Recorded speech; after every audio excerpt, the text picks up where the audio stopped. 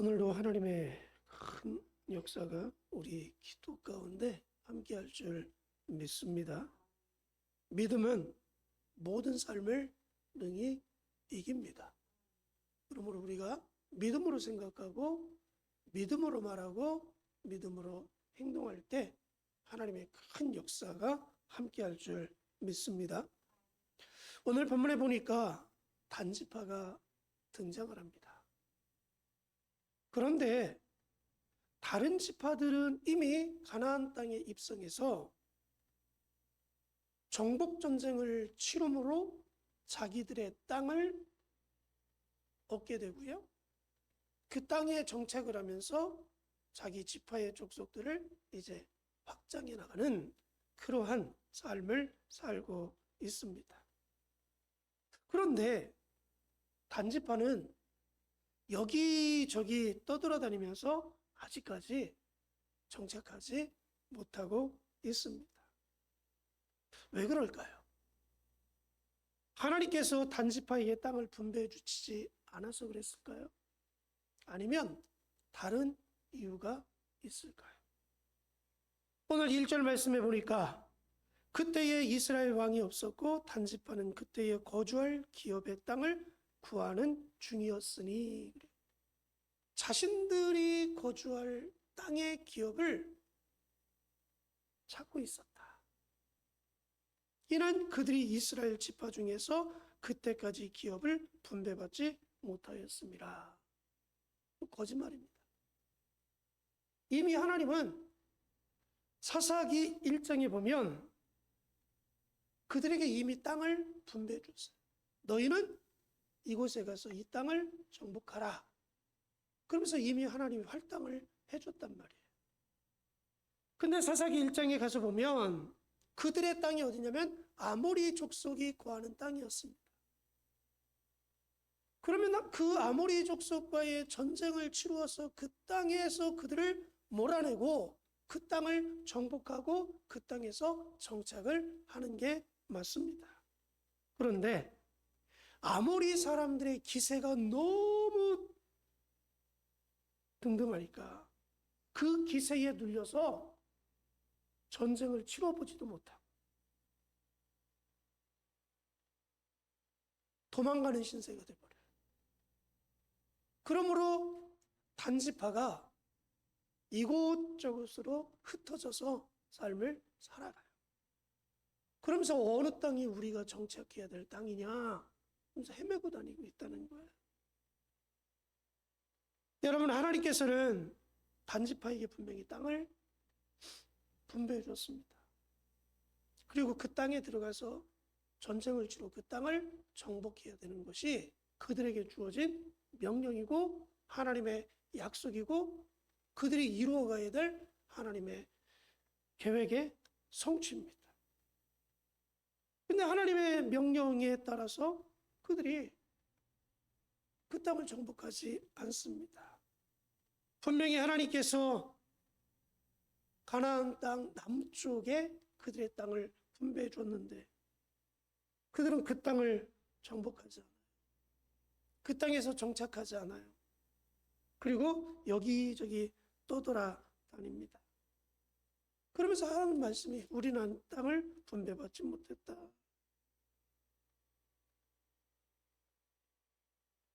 하나님이 안 준 게 아닌데 이미 하나님이 구획을 정해서 다 나눠줬는데 자신들이 안 한 거잖아요. 왜 안 했을까요? 그들은 하나님의 명령 따라 전쟁을 치르고 싶지 않았습니다. 그들은 어떠한 대가를 지불하고 그 땅을 차지하고 싶은 마음이 없었다는 거예요.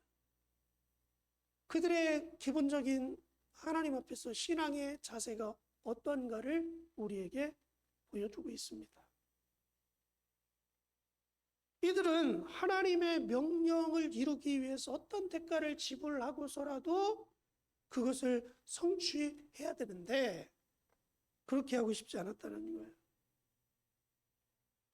그 명령을 이루기 위해서 어떤 수고도 어떤 대가도 어떤 노력도 지불할 생각이 전혀 없었던 겁니다.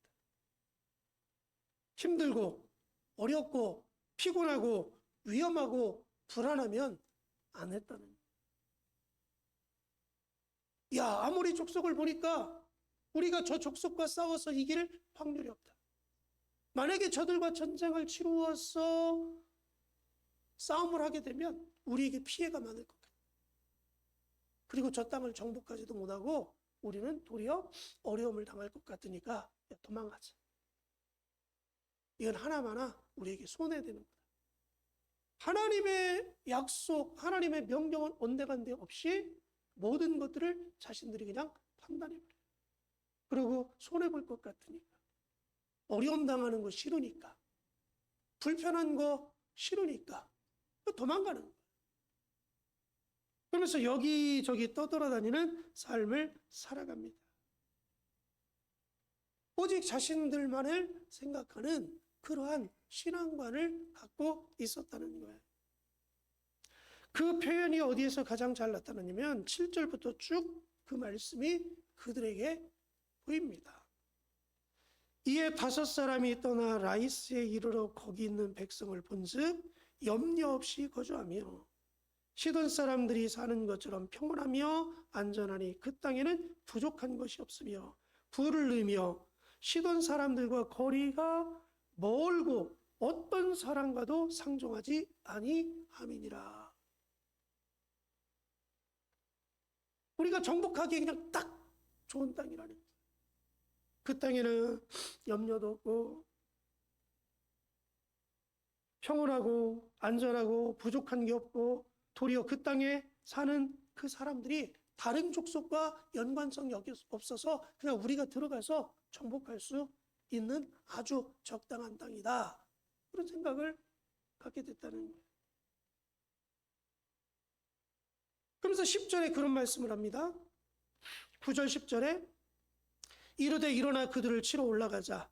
우리가 그 땅을 본즉 매우 좋더라. 너희는 가만히 있느냐? 나가서 그 땅 얻기를 게을리하지 말라.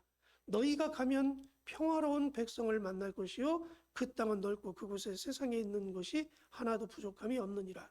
하나님이 그 땅을 너희 손에 넘겨주셨느니라 하는지라. 여러분, 이 땅을 하나님이 이들에게 준 적이 없어요. 이 땅에 가서 너희가 정복하라고 너희에게 지정된 땅이라고 하나님이 단지파에게 명령하신 적이 없어요. 근데 자신들이 보고 그냥 모든 걸 판단하고 그냥 이거 하나님의 뜻이야. 저희 가면 저 사람들은 만만하니까 우리가 능히 이길 수 있고 저 땅에 우리가 정착하면 하나님의 모든 계획이 여기 담겨 있는 거야. 그러면서 하나님의 계획과는 전혀 상관없고 하나님이 주셨다는 말씀이 한마디도 없는데 그냥 자기네들이 인위적으로 보기 좋은 대로 하나님이 우리에게 주신 땅이다. 할렐루야. 이런 신앙관을 갖고 있었다는 거예요. 왜요? 여기는 들어가면 위기가 없을 것 같아요. 어떤 큰 피해 대가를 지불하지 않을 것 같아요. 어려움을 안 당할 것 같아요. 그러니까 올라가서 싸우자. 만만하게 봤다는 거예요. 쉽게 그냥 쉽게 단지파의 신앙과는 하나님 앞에서 어떤 대가를 지불하더라도 하나님의 뜻이라면 우리가 이 일을 성취해야 된다. 이것이 아니라 쉽게 하나님의 뜻보다는 우리의 안위, 우리가 편안하고 우리가 쉽게 내 만족을 위해서 하는 신앙의 모습. 여러분, 오늘 이 시대에 우리의 신앙은 어떤가요? 내 하나님 앞에서 내 신앙과는 어떻습니까? 신앙의 자세는 어떻습니까? 쉬운 것만 찾고 있나요? 편안한 것만 찾고 있나요?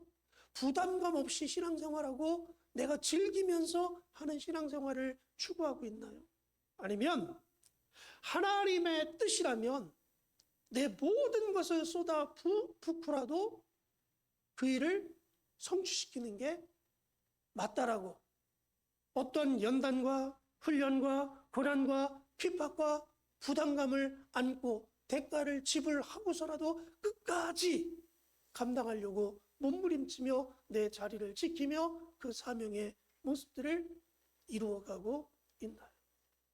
난 어떤 신앙관을 가지고 하나님 앞에 서 있습니까? 하나님은 우리에게 쉬운 신앙을 말씀하지 않아요. 편안한 신앙을 말씀하지 않습니다. 하나님은요, 우리를 위해서 어마어마한 대가를 지불하고 하나님의 뜻을 이루신 분입니다. 인간의 구원을 이루기 위해서 인간의 몸을 입고 하나님이 친히 세상에 오셨고요. 세상에 오신 그 하나님 된 예수님께서 나의 죄를 대신 십자가에 못 박혀 내 죄를 짊어지시고 십자가에 피 흘려 못 박혀 돌아가심으로 내 죄를 사하셨고 나를 구원의 자리에 들어오게 하셨습니다.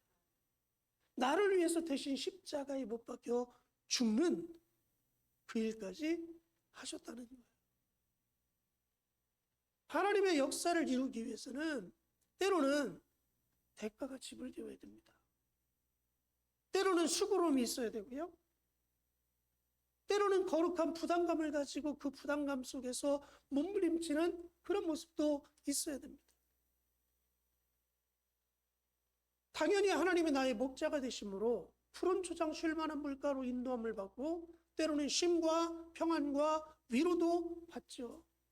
필요한 것들을 공급받고 체험받고 누리는 자의 삶을 살 수도 있죠. 그러나 우리의 신앙이 모두 거기에만 초점이 맞추어지면 안 된다는 거죠. 그것을 이루기까지 때로는 연단도 있고요. 때로는 훈련도 있고요. 때로는 핍박도 찾아오고요. 때로는 고난의 여정도 지나갈 수 있다는 겁니다. 너희가 여러 가지 시험을 만나거든 온전히 기쁘게 여기라. 이는 너희의 믿음의 시련이 인내를 만들어내는 줄 압니다. 인내를 통해서 우리를 온전한 하나님의 사람으로 만들어간다는 거예요. 사랑하는 성도 여러분, 우리가 어린아이의 신앙에 머물러 있으면 안 됩니다. 힘없는 신앙, 자의적인 신앙, 내 중심적인 신앙의 모습에서 탈피해야 됩니다. 하나님 중심의 신앙, 말씀 중심의 신앙, 사명 중심의 신앙으로 성장해야 되고 성숙해야 되고 자라가야 됩니다. 그럴 때 우리가 하나님의 뜻을 온전히 이루어 드릴 수 있고요. 그럴 때 저와 여러분들이 하나님 앞에 존귀하게 쓰임받게 된다는 거예요. 그리고 이들이 또 행하는 일들이 뭐냐? 19절 이하에 보면 미가의 집에 있는 에봇, 드라빔, 부어서 만든 신상, 새긴 신상, 우상단지들을 다 가져가 버려요.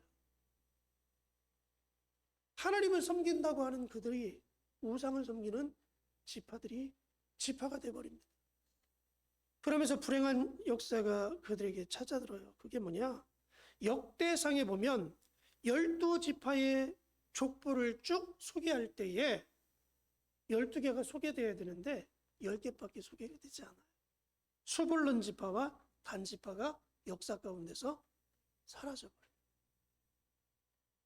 그리고 계시록에 가면 이스라엘 민족의 구원의 숫자인 14만 4천 명의 지파의 구원의 숫자가 쭉 나열될 때 단지파는 여기서 빠져버립니다.